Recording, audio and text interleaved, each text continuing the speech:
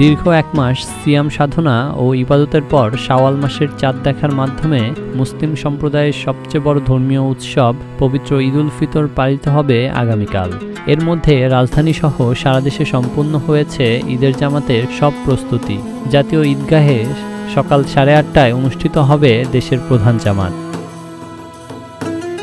জাতীয় ঈদগাহ ময়দানে ঈদের প্রধান জামাতে ইমামতি করবেন বাইতুল মোকাররমের খতিব মুফতি আব্দুল মালেক।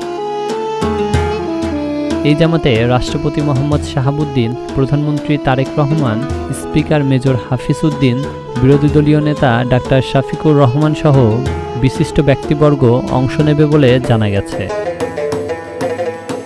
নিরাপত্তা ও মুসল্লিদের সুবিধার্থে ঢেলে সাজানো হয়েছে ঈদগাহ ময়দান। এদিকে বাইতুল মোকাররম জামে মসজিদে পর্যায়ক্রমে অনুষ্ঠিত হবে 5টি জামাত। প্রথম জামাত সকাল 7টায় ইমামতি করবেন মাওলানা মিজানুর রহমান।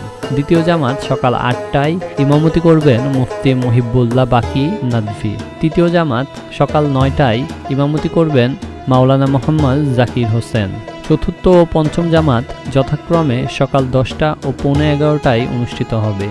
চতুর্থ জামাতে ইমাম প্রশিক্ষণ একাডেমির ধর্মীয় প্রশিক্ষক মাওলানা জুবায়ের আহমেদ আল আজহারি এবং পঞ্চম ও সর্বশেষ জামাতে ইসলামিক ফাউন্ডেশনের মুফতি মাওলানা মোহাম্মদ আবদুল্লাহ ইমামতির দায়িত্ব পালন করবেন।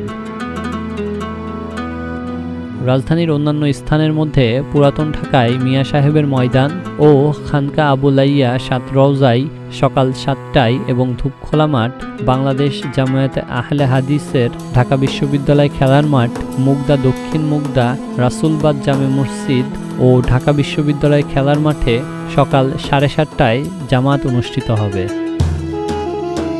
এছাড়া নারিন্দা মুশুরিখোলা দরবার জামে মসজিদ, ঢাকার মুগদা দক্ষিণ মুগদা রাসুলবাদ জামে মসজিদ, ঢাকার জুরাইন বাইতুন জলিল জামে মসজিদ, বাংলাদেশ জামায়াতে আহলে হাদিসের উদ্যোগে উত্তর যাত্রাবাড়ি, খিলগাঁও, মাদারটেক, ভাসানটেক, হুম্মাদপুর, মিরপুর 11, শান্তিনগর, ডুমুনি, পুতিরাসহ বিভিন্ন এলাকায় স্থানীয়ভাবে নির্ধারিত সময় অনুযায়ী ঈদের জামাত অনুষ্ঠিত হবে। এছাড়াও দেশের প্রতিটি জেলা ও উপজেলা পর্যায়েও ঈদগাহ ও মসজিদগুলো এখন পুরোপুরি প্রস্তুত। আবহাওয়া অনুকূলে থাকলে উৎসবমুখর পরিবেশে দেশজুড়ে পালিত হবে পবিত্র ঈদ উল ফিতর।